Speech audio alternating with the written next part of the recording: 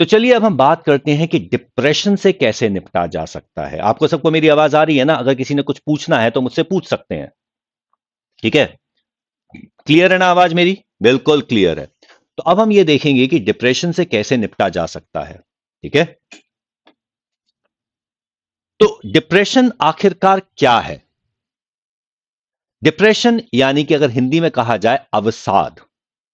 अवसाद एक मनोदिशा विकार है, यानी कि एक साइकोलॉजिकल प्रॉब्लम है, एक साइकोलॉजिकल प्रॉब्लम है जिसमें उदासी की लगातार भावना और रुचि की हानि शामिल है। यानी कि आप उदास हो जाते हैं, आपका किसी काम में मन नहीं लगता, आपको अपने अंदर से हीन भावना लगने लगती है।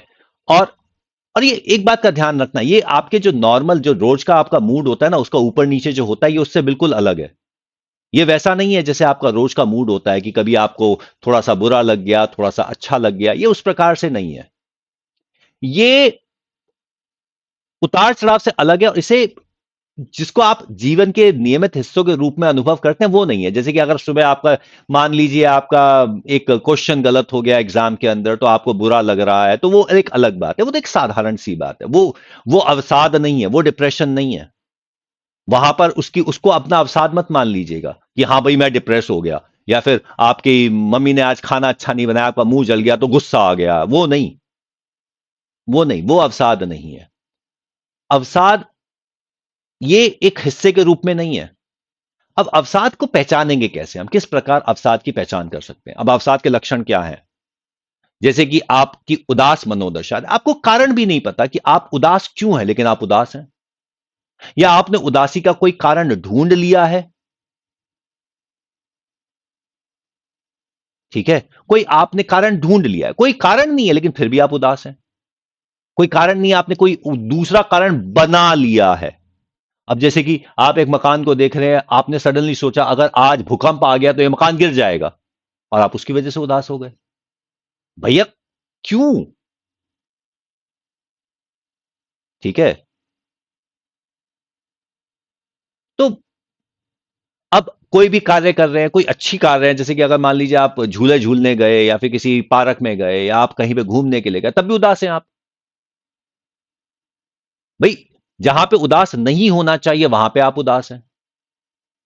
भूख नहीं लग रही, लगातार भूख नहीं लग रही है, या बहुत ज्यादा भूख लग रही है, खाए चले जा रहे हैं और आपको पता ही नहीं चल रहा आप कितना खा गए हैं। या आपने खाया ही नहीं पूरे दिन से, आपको पता ही नहीं चल रहा कि आपने खाया नहीं है पूरे दिन से। अनजाने में वजन बहुत कम हो गया या बहुत ज्यादा हो गया। अब आप मान लीजिए आपने बहुत ज्यादा खाना शुरू कर दिया तो वजन बढ़ जाएगा। अगर आपने खाना छोड़ दिया तो वजन कम हो जाएगा। तो आपका वजन बढ़ सकता है, वजन कम हो सकता है, या बहुत ज्यादा आप सो रहे हैं या बहुत कम आप सो रहे हैं, नींद नहीं आ रही है, नींद बहुत ज्यादा आ रही है, या आप बिस्तर में लेटे हुए लेटे हुए लेटे हुए, नींद नहीं आ रही फिर भी लेटे हुए हैं। समझ ही नहीं आ रहा आपको, उठें तो उठें क्यों?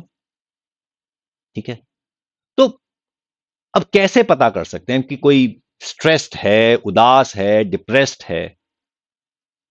तो आप घबराए हुए हैं, आप अंदर से व्यथित हैं, और बहुत लंबा बोल रहे हैं, बहुत थकान सी लग रही है आपको, आप में एनर्जी की फीलिंग नहीं आ रही।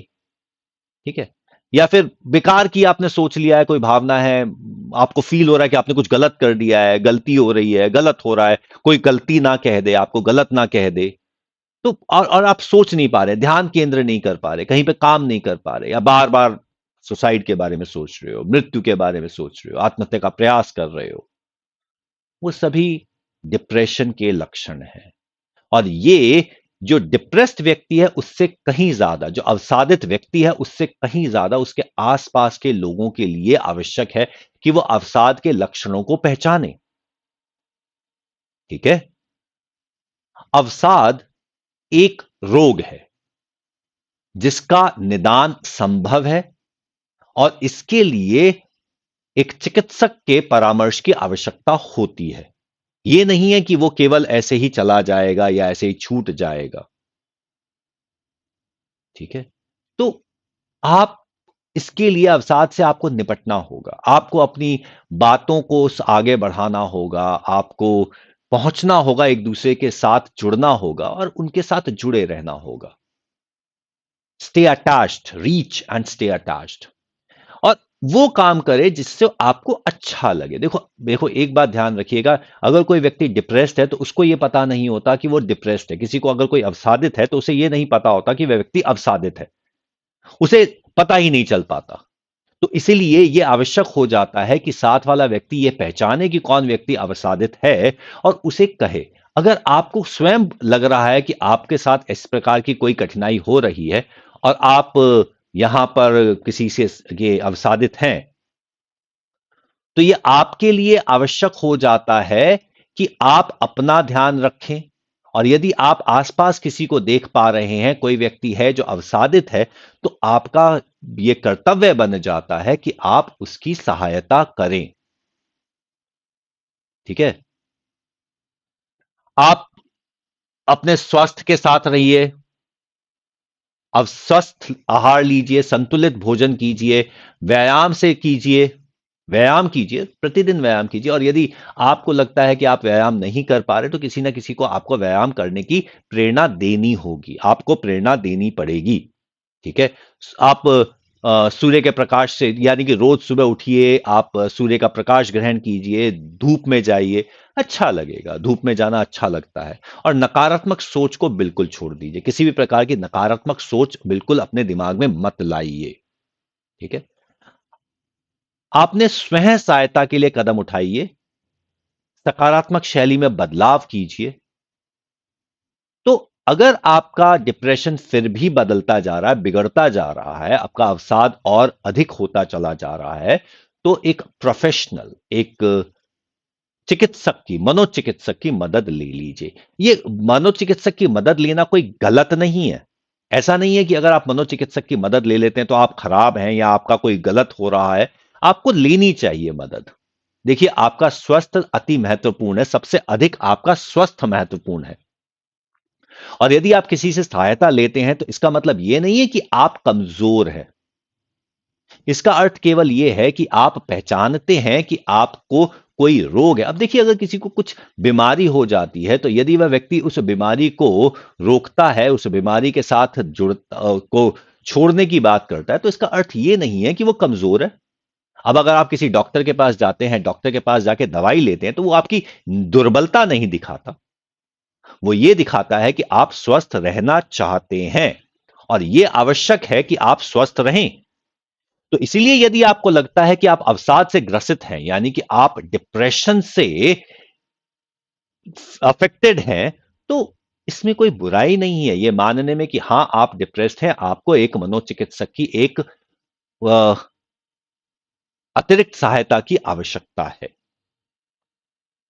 तो इससे आपको कभी-कभी डरना नहीं है। ठीक है? अब ये जो अवसाद होता है, जो डिप्रेशन होता है, इसमें बहुत नेगेटिव थॉट्स होती हैं, बहुत नेगेटिव सोचते हैं आप।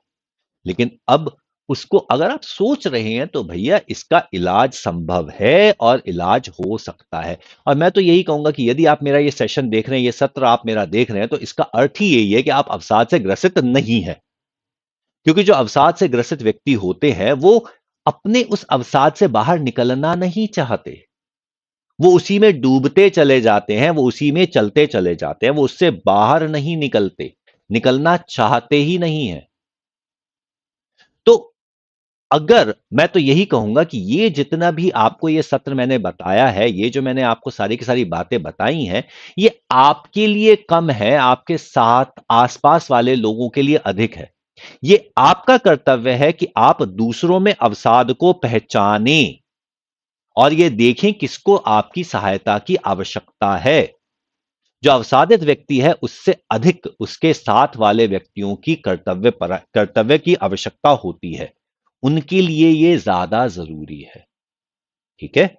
तो आप इसीलिए उन सभी व्यक्तियों की सहायता कीजिए जो आपको लग रहा है कि किसी प्रकार अवसाद से ग्रसित है। समझे? तो अवसाद नकारात्मक सोच महसूस करा सकता है और एक कारण खोया हुआ है, आप खोए हुए हो सकते हैं। लेकिन अवसाद का इलाज किया जा सकता है, अवसाद का अनुदान संभव है और आप बेहतर महसूस कर सकते हैं। मैं आप क्यों बोल रहा हूं? मैं ये कह रहा हूं कि जो भी अवसादित व्यक्ति है, जिसके भी संपर्क में आप हैं, आपको उसे प्रेरित करना होगा कि वह जाकर अपना इलाज करवाए। और कई बार तो अवसादित व्यक्ति को खुद नहीं पता होता, वो कहता है कि नहीं, वो जिद पे आ जाता है कि नहीं, मुझे अपने इस समय किसी इलाज की आवश्यकता नहीं है। तो यह आपका कर्तव्य बनता है कि उसे समझाएं, या फिर उसकी जानकारी के बिना भी उसका इलाज संभव हो सकता है। ठीक है, तो ये था आज का सत्र। ठीक है, आशा करता हूं कि इस सत्र में आपको कुछ जानकारी प्राप्त हुई होगी। देखो बेटा, अवसादित व्यक्ति अगर आपको दिखता है तो उससे दूर नहीं भागना।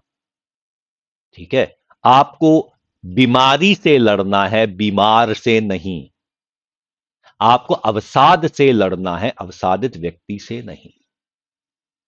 ठीक है, तो आज के सत्र के बारे में मुझे जरूर बताइए, सारे के सारे लाइक करते चले जाइए। ठीक है, और इसी प्रकार के सत्र हमारे अब रोज आएंगे। कल भी हमारा एक सत्र है प्रातःकाल, उस सत्र में अवश्य जुड़िए आप। तो ओपन हाउस के साथ जुड़े रहिए। ठीक है।